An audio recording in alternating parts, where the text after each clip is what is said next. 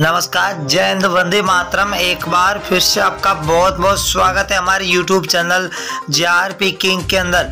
लोकसभा चुनाव का बिगुल बज चुका। लोकसभा चुनाव 2024 के अंदर है। आपको बता दें कि अब की बार विपक्ष और बीजेपी के बीच में कड़ी टक्कर देखने को मिल सकती है।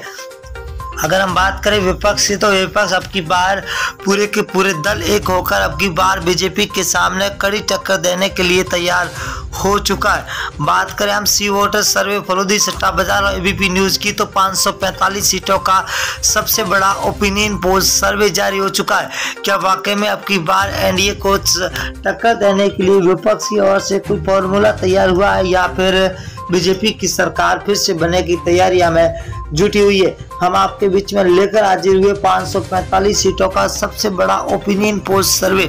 बने रहे हमारे साथ और वीडियो को आप एंड तक जरूर देखना। पहला राज्य है कर्नाटक, जहां पर बीजेपी को 8 सीटें मिलती हुई दिखाई दे रही है, तो कांग्रेस को 15 सीट, वही जेडीएस को 5 और बीएसपी को 0, तो कुल 28 सीटें। अगर कश्मीर की बात करें तो कुल 6 सीटें, जहां बीजेपी को 1, आईएनसी को 3, पीडीपी को 2 और एनसी को 0 यहाँ पर सीटें मिलती हुई दिखाई दे रही है। ये सीटों का रुझान 2023 का है और बहुत ही बड़ा रुझान निकल के आ चुका है। हरियाणा की बात करें तो हरियाणा राज्य के अंदर कुल 10 लोकसभा सीटें, जहां पर बीजेपी को 4, कांग्रेस को 5, जेजेपी को 0, तो आम आदमी पार्टी को यहाँ पर 1 सीट मिलती हुई दिखाई दे रही है। 2024 के अंदर लोकसभा चुनाव है। और दिल्ली की बात करें तो दिल्ली के अंदर लोकसभा सीटें 7 है। 7 में से बीजेपी को 2 सीटें मिल रही है, तो वही कांग्रेस को 4, आम आदमी पार्टी को 1 सीट मिल रही है, तो बीएसपी को यहाँ पर 0 सीट मिलती हुई दिखाई दे रही है, तो अदर के खाते में 0 जा रही है। अगर हम पंजाब राज्य की बात करें तो 13 लोकसभा सीट है, जहाँ बीजेपी को 1 सीट मिल रही है,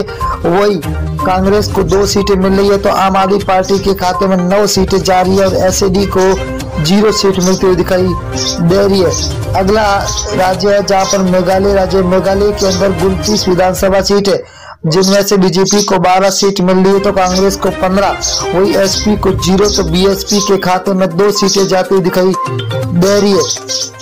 अगला राज्य झारखंड। झारखंड की बात करें दोस्तों तो यहाँ पर 19 लोकसभा सीटें, जहाँ बीजेपी को 6 मिल रही है, तो वही कांग्रेस के खाते में 8 सीटें जा रही है, तो जेएमएम के खाते में 5 सीटें जा रही है, तो आरजेडी के खाते में 0 सीट मिलती हुई दिखाई दे रही है। आंध्र प्रदेश राज्य की बात करें तो यहाँ पर लोकसभा सीटें 25 है। 25 में से बीजेपी को 8, वही कांग्रेस को 4, तो वाईआरएस को 10 और टीडीपी को 3 सीटें मिलती हुई दिखाई दे रही है, तो अदर के खाते में 0 सीट मिलती हुई दिखाई दे रही है। उड़ीसा की बात करें तो उड़ीसा के अंदर लोकसभा सीटें 21 है। 21 में से बीजेपी को 6 सीट, वही कांग्रेस को 9, बीजेडी को 6 सीट और एनसी को 0 सीट मिलती हुई दिखाई दे रही है। बहुत ही तगड़ा महाओपिनियन पोल निकल के आ चुका है। तमिलनाडु की बात करें तो यहाँ पर कुल 39 लोकसभा सीट है, जहाँ बीजेपी को 4, तो कांग्रेस को 5, डीएमके को 15, एएलए को 15 सीटें मिलती हुई दिखाई दे रही है, तो 0 खाते में जा रही है अदर के। अगर अब बिहार राज्य की बात करें तो कुल 40 लोकसभा सीट है, जहाँ बीजेपी को 12 सीट मिल रही है, तो वही कांग्रेस को 5 सीट, आरजेडी को 15, तो जेडीयू को 8 सीटें मिलती हुई दिखाई दे रही है, तो अदर के खाते में 0 सीट मिलती हुई दिखाई दे रही है। अगला है राजस्थान। राजस्थान के अंदर कुल लोकसभा सीट है 25। 25 में से बीजेपी को 10 सीट है, तो कांग्रेस को 14 सीट, वही आरएलपी के खाते में 1 सीट जा रही है, तो आम आदमी पार्टी को यहाँ पर 0 सीट पर संतोष होना पड़ रहा है, तो अंदर खाते में 0 सीट।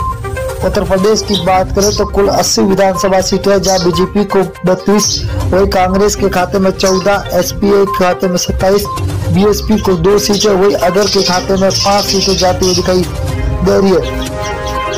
अगला राज्य है उत्तराखंड। उत्तराखंड के अंदर 5 लोकसभा सीटें, जिनमें से बीजेपी को 3 सीट, वही आईएनसी को 2, तो बीएसपी को 0, आम आदमी पार्टी के खाते में 0 सीट मिलती हुई दिखाई दे रही है, तो यहाँ पर अदर के खाते में अभी 0 सीट जाती हुई दिखाई दे रही है। पश्चिम बंगाल की बात करें तो कुल लोकसभा सीटें 42 है। 42 में से 17 बीजेपी के खाते में जाते हुए दिखाई दे रही है, तो वही आईएनसी को 0 सीट है, तो टीएमसी को 25 सीट है, सीपीआईएम को 00 सीट मिलती हुई दिखाई दे रही है।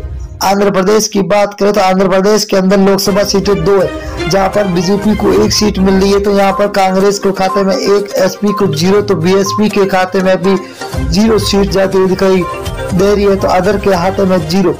अगर हम मेघालय की बात करें तो मेघालय के अंदर लोकसभा सीटें 2 है। 2 में से बीजेपी के खाते में 0 सीट, 1 सीट जा रही है, तो वही कांग्रेस को 1 सीट मिल रही है।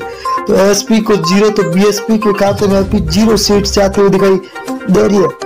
अगला राज्य है जहाँ लक्षद्वीप है। लक्षद्वीप के अंदर लोकसभा सीट 1 है, वही 1 कांग्रेस के खाते में जाते हुए दिखाई दे रही है। तो बीजेपी को यहाँ पर 0, एसपी और बीएसपी के खाते में भी 0 सीट जाती हुई दिखाई दे रही है।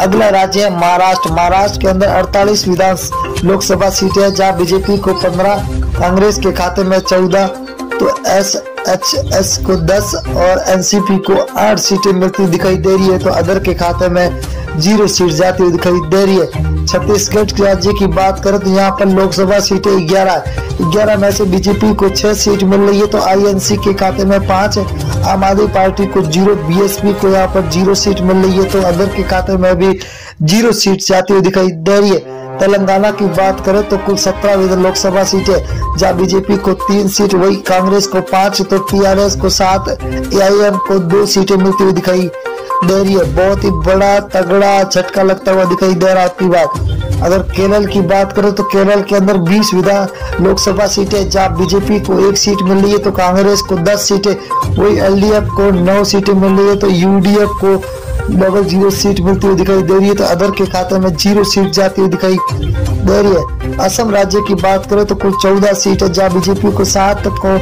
कांग्रेस को 6, एआईयू को 3 और अदर के खाते में 0 सीट जाती हुई दिखाई दे रही है।